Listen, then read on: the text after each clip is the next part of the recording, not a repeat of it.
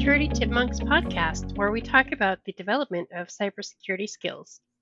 To stay up to date in today's world, you need to be resilient. That's why, as Advanced Persistent Chipmunks, we keep chipping away at it. My name is Mix Edna Johnson. I'm here with my co host Neil Smalley, and today we are joined by a special guest, Tom Marsland with VetSec. Welcome, Tom. Hey, glad to be here. Thanks for having me. Yeah, glad to have you. Would you like to tell us a little bit about yourself and what you do? Yeah, absolutely. I'm an active duty Navy sailor, the rank of Master Chief, which is the highest enlisted rank in the U.S. Navy. I work on nuclear power plants in my day job as an electronics technician. But in my volunteer time, I'm the board chairman for VetSec. VetSec's a 501c3 registered nonprofit that helps veterans find meaningful employment in cybersecurity. That's awesome. God, that's really amazing. Sounds like a great organization. It definitely keeps us busy. There are just so many different ways that we try and help and try and cover the gaps that the Veterans Administration and that the federal government kind of lacks in, especially with newer industries in technology like cybersecurity. Understood. So I've heard that civilian life is the longest deployment. I've heard that phrase said before. So can you talk about the transition from the military to civilian life? What is that like, and what are some considerations there? Absolutely. As I mentioned, I haven't made that transition myself, but I do have the perspective of talking to a lot of people that have. Civilian life is drastically different than military. Most people that serve in the military did so joining right out of high school, or if they're on the officer side, they went straight to the Naval Academy or to college. So they don't have the experience that our civilian counterparts do in the realm of job interviews, resume writing, or those kind of, I almost think of them as kind of basic skills for working in the civilian industry. My last job interview was at McDonald's in high school before I joined the Navy. And that was 19 years ago today. The civilian industry is scary to a lot of those people in the military that just aren't sure. We joke that we're not sure what we're going to do when we grow up. A lot of military skills don't translate into their civilian counterparts. And it's not just in cybersecurity. I did some research for our Navy hospital corpsmen last year. They're the people that I work on submarines. So a hospital corpsman, we have one stationed on every submarine, and they're the only medical professional we have when we leave on deployments.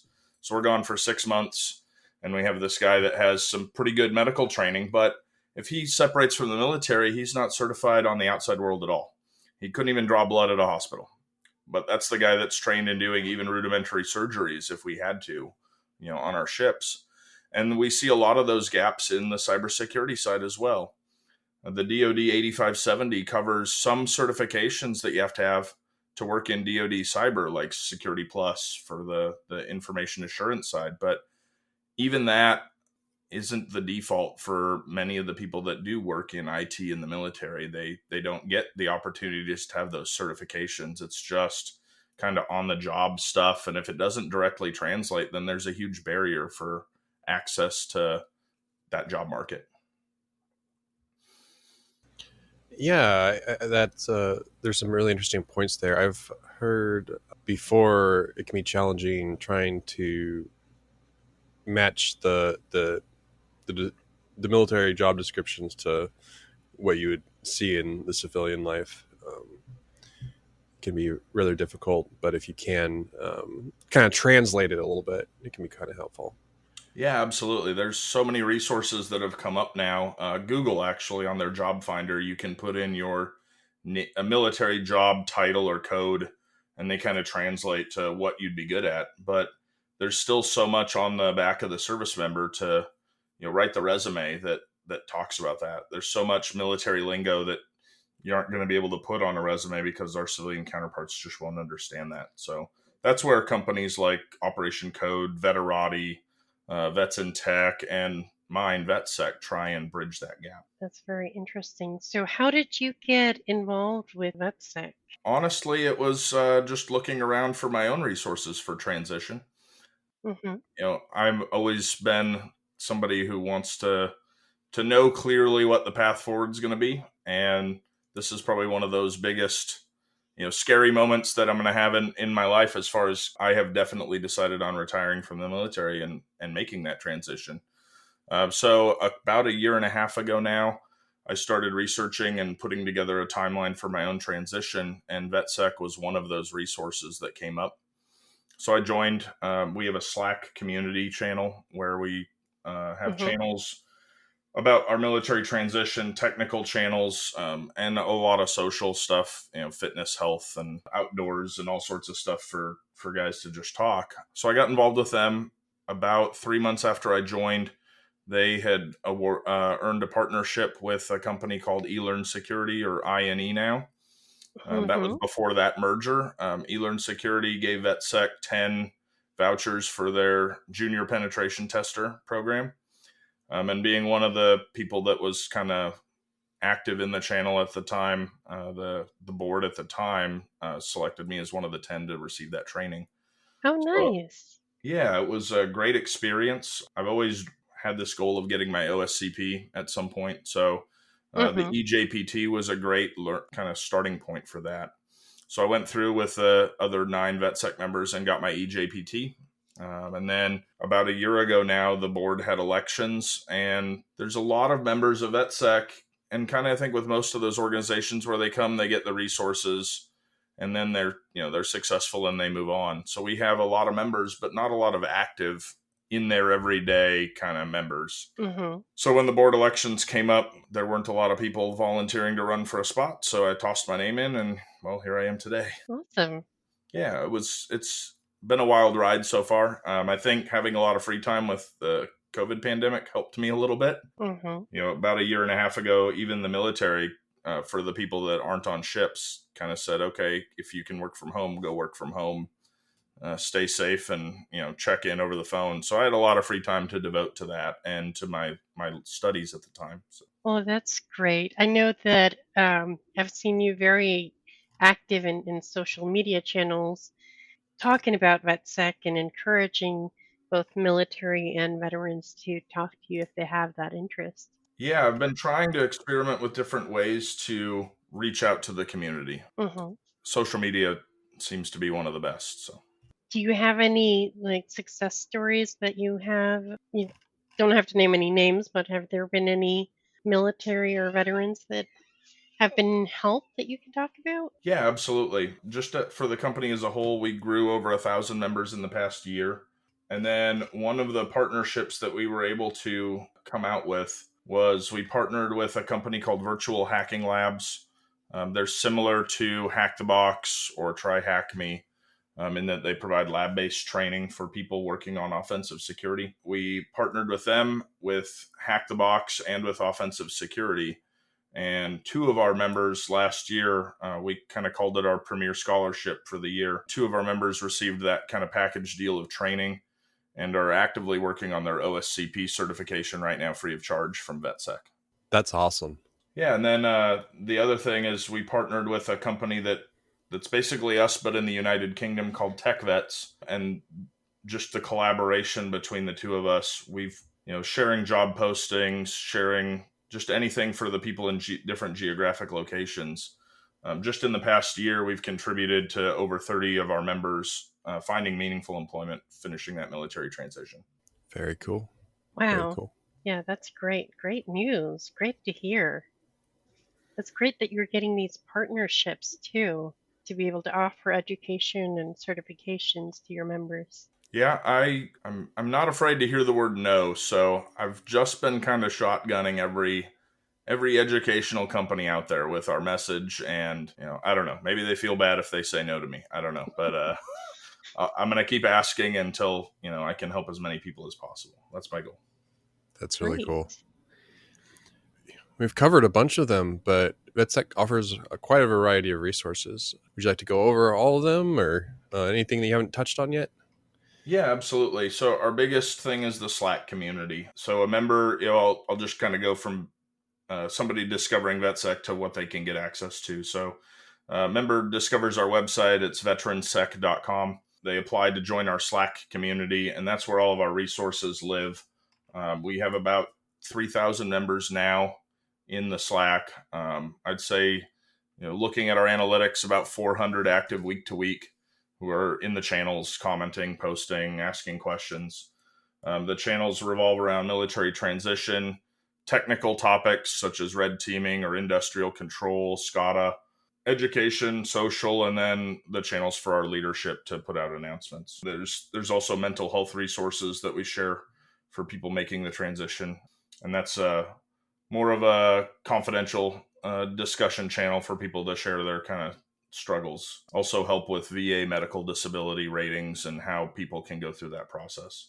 So I'd say 90% of the resources that we have is that Slack. It's the members giving back. It's the people who have made those transitions, kind of taking up their own little mentorship and giving back to those people that are coming in behind them. On the tangible benefit side, over the last year, we had 10 members go through Yara training that was given to us by Kaspersky. And then we give numerous discount codes. So we are a CompTIA authorized partner academy. So our members can buy vouchers for us at about half the cost that they would buy them on their own. We also do give away vouchers for 6 months of Hack the Box. I'm working a partnership with Offensive Security this year, hopefully again. I'm going to have to try and make them say yes to me. I'd like to get some more OSCP certifications. And then we have access to Immersive Labs platform. That's another learning tool for free of charge for our members. And then Fortinet, we're a Fortinet NSE Academy. So anybody that's familiar with Fortinet's certifications can gain access to all those through us, the training and the certs free of charge. Those are kind of the big ones. We have some goals over the next year that haven't come to fruition yet. We're working on some financials, but really my goal is, there's so many resources out there. There's YouTube videos, there's, Professor Messer for the CompTIA certifications, Hack the Box, Try Hack Me, you name it. There's hundreds of different learning resources. My goal is to have a program where a member joins, we talk to them, kind of find out what their interest in cyber is. Because so many people say, I want to go into cybersecurity. Well, what do you want to do in cybersecurity? So say they want to go into offensive security, then we pair them with a mentor in that field. And my goal is to have like 5 or 6 different learning paths. So a member wants to go into red teaming, they work on this learning path, and it's comprised of resources that we've procured for them, or that we've just kind of compiled across the web. They go through it, and if they complete the path, my hope is that I can get some industry leaders to guarantee those members that complete our kind of educational path, at least an entry-level job interview. Bypass the HR filters, you complete a program with VetSec, you get an interview. That's the vision. That's the goal. Oh, wow. That's really cool. One quick note. I've met some SOC analysts who don't even know what Yara is. Yara is a kind of a framework to help you write signatures or rules for detecting certain malware or whatnot. So it can be a really cool and useful tool for researchers to share different detections for various malwares that you could go and then plug into your monitoring, and that way you could find stuff on your network. So that's my understanding of it. Yeah, that's the basics of what I understand for. I didn't go through the training that we provided to our members on that. I'm definitely more of a Kali Linux, capture the flag, penetration testing. That's kind of where my interests lie. Mm-hmm. Yeah. I know I've done some immersive labs. You mentioned that. And I think I remember seeing the VetSec rank kind of high on there. So I guess your members are being really busy getting their labs in and working on that resource. Yeah, it's a relatively new offering for us, but I think definitely as soon as we announced it, it was kind of the bright and shiny thing for people to go after. So we've got about 30 or 40 guys and gals kind of working through all that stuff. I like how it's modeled after the MITRE ATT&CK framework. And so people that are interested in certain areas, they know what labs to kind of go after in there. Yeah. So I heard you did the SANS Cyber Fast Track CTF. I did. So how was that? I think my first time trying it was probably my best attempt. All right. I went through it last spring, 48 hours going through the CTF. It was rough. As somebody who was very new at that point, it was a lot of, hey, I'm going to sit down for 48 hours and use Google a lot. But it taught me a Yeah. ton. It definitely kind of showed me where some of my passions lie. There's so many different problems in that CTF, from steganography, from some of the blue team defender side of the house, malware analysis. It gave me a lot of exposure to different tools.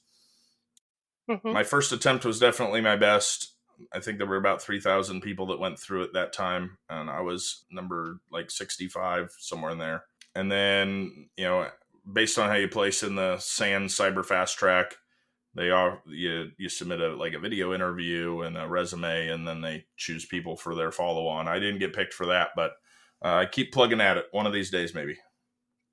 Yeah. What are some of the challenges facing VetSec? So with any nonprofit, I think financials is always going to be a challenge.